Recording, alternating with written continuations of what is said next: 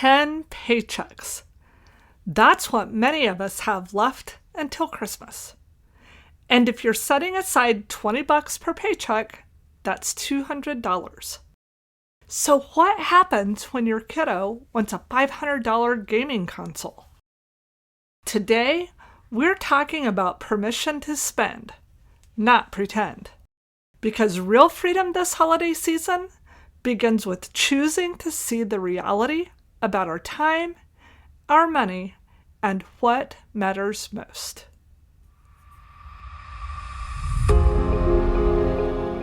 Welcome back to A Cup of Hope, the podcast for women navigating the messy middle of life with faith, courage, and a plan.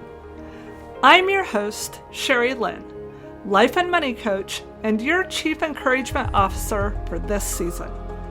This is episode 15, and we're in the home stretch of our Christmas with Cash series, part 4 of 5, landing here the end of July. But whether you're listening in real time or closer to the holiday season, I want you to know there's still something here for you. Because today isn't just about saving or spending, it's about mindset, about perspective, about choosing peace over pressure and planning with a purpose. So whether you've followed the whole series or you're just jumping in, you're right on time, my friend. So let's start with a reality check.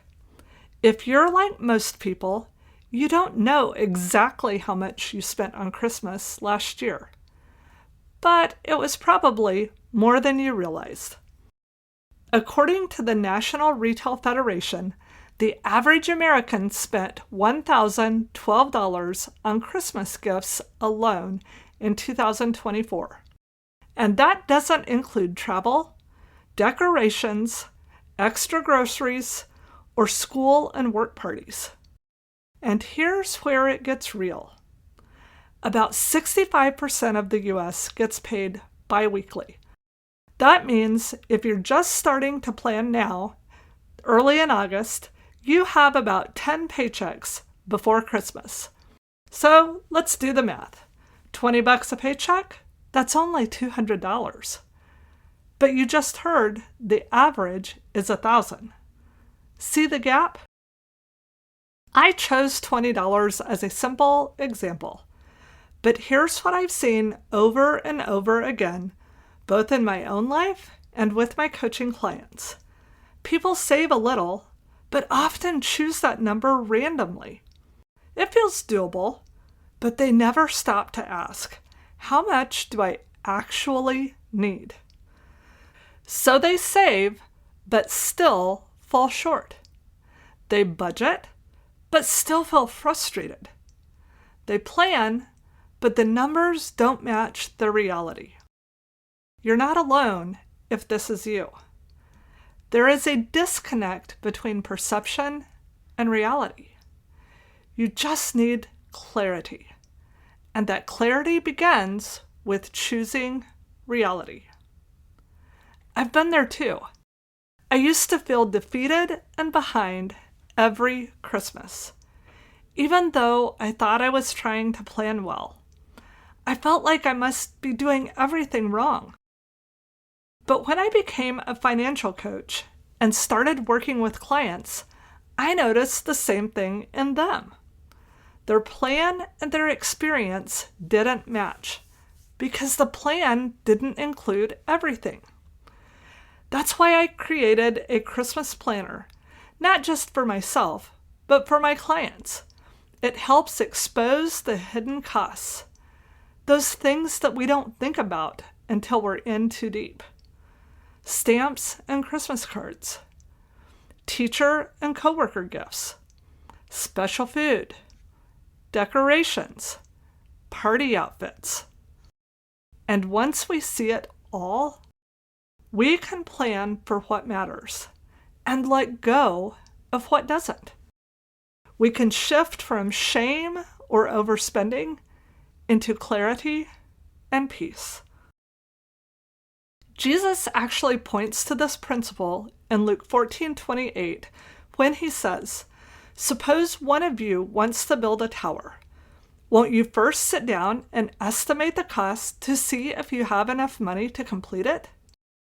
This verse isn't just about money, it's about intentionality.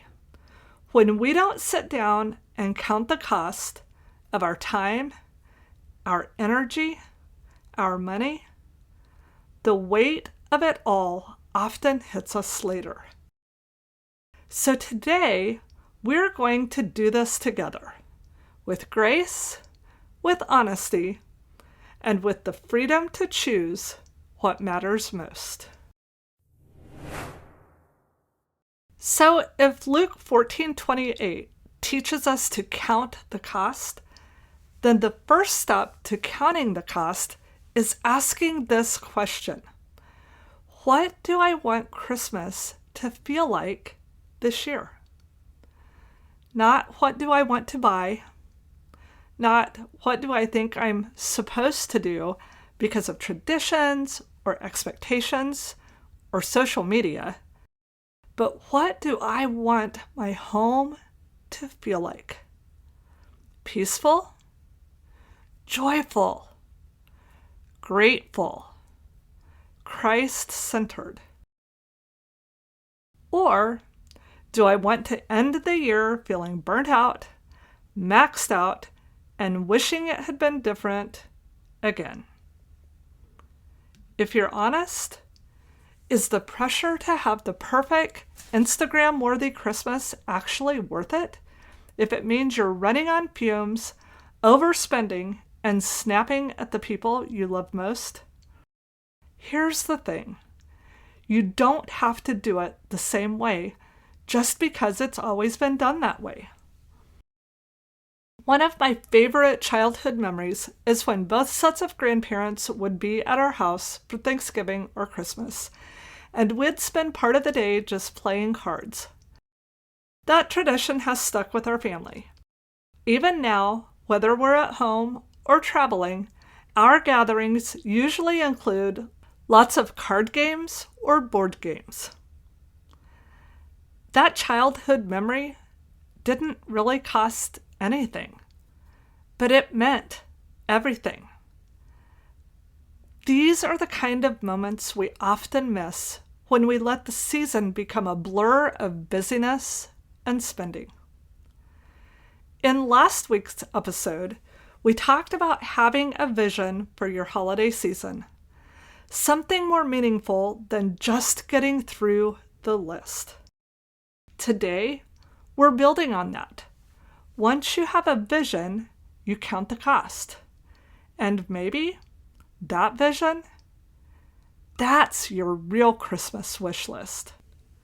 Not what you want to get, but what you want your family to experience.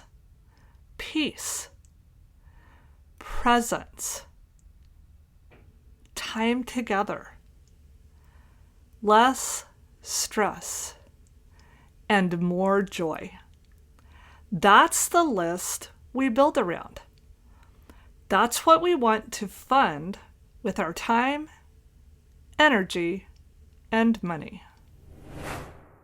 Your budget is permission to spend, not to pretend. So what would it feel like to walk into the store with cash in your wallet, buy the gifts on your list, and come home? Done. All you have to do is wrap. Or to shop online with a calm heart, knowing that the money is already set aside and you're praying over each purchase, asking God to help you give with meaning, not pressure. What would it feel like to suggest a name draw this year instead of buying for everyone? Or play a white elephant game at your Christmas gathering, filled with laughter and creativity, instead of stress and silent comparison. These ideas might sound simple or even silly, but you can't see them when your expectations are rooted in pretending you have no limits. And let's be real. Credit allows us to pretend. We swipe because it's easy. We pretend we can afford things we actually can't.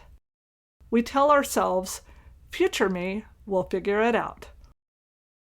That figure it out moment, it comes with a cost. According to Forbes Advisor's weekly credit card rates report, the average interest rate on credit cards right now in July of 2025 is 25.27%. That means overspending now isn't just stressful later, it's expensive. So let me say it again. Your budget is not a punishment. It's permission to spend wisely, not to pretend. And once you stop pretending, peace has room to bloom. So here's your mindset challenge for this week. Start with what's real. Look at your pay schedule. How many paychecks are left before Christmas? How much can you set aside from each one, realistically? Let that number become your Christmas budget. Not your wish list, not what your sister or neighbor is doing, not what Target's marketing team is telling you. Let your reality shape your expectations, not the other way around. And then ask yourself again, what do I want our home to feel like this holiday season? And what's my real Christmas wish list? Because once you get honest about what matters most, everything else becomes negotiable. You'll start to see creative ideas again. You'll set expectations early. You'll be able to enjoy the season as it's happening, not just survive it. And you'll model something powerful for your kids. Not stress, not scarcity, but peace that's rooted in wisdom. This episode isn't just about budgeting, it's about mindset. And sometimes making a shift in how we approach Christmas takes humility. A few years ago, my adult kids brought up the idea of drawing names for the adults instead of buying gifts for everyone. At first, I wrestled with it. I love giving meaningful gifts. It's one of the ways I show love. But our family was growing, and with more people, more schedules, and more responsibilities, I realized something. This wasn't a loss, it was an opportunity. An opportunity to simplify, an opportunity to focus on what matters, an opportunity to choose peace over pressure. I haven't always had the means to give extravagantly, but I've always enjoyed giving meaningfully. And I've had to learn that meaningful doesn't have to mean expensive. Sometimes the most meaningful thing we can give is our presence, our peace, and a legacy of wisdom for the next generation.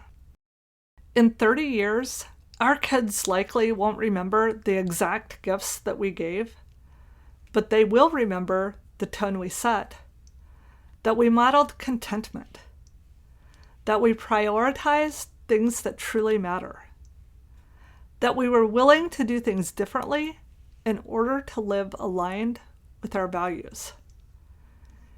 And how ironic is it that the Son of God, the Prince of Peace, whose birth we celebrate at Christmas, he came to give us freedom. And yet the season meant to honor him has become one of the most stressful times of the year. But what if we rewrite that story this year? What if your budget isn't a source of shame or stress, but a reflection of wisdom, clarity, and love? What if Christmas could be simple, sacred, and full of peace again.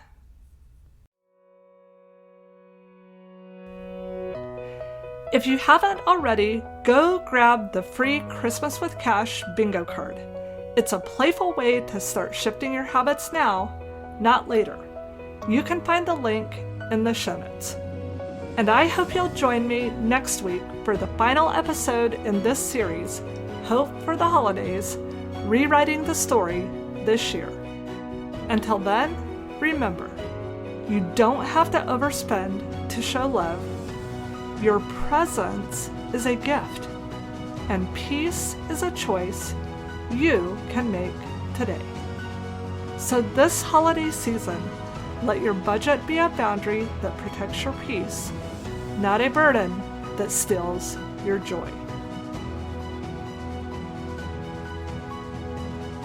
Remember, God can take the broken pieces of your story and create something more beautiful than you ever imagined. Until next time, I'm Sherry Lynn, and this is A Cup of Hope.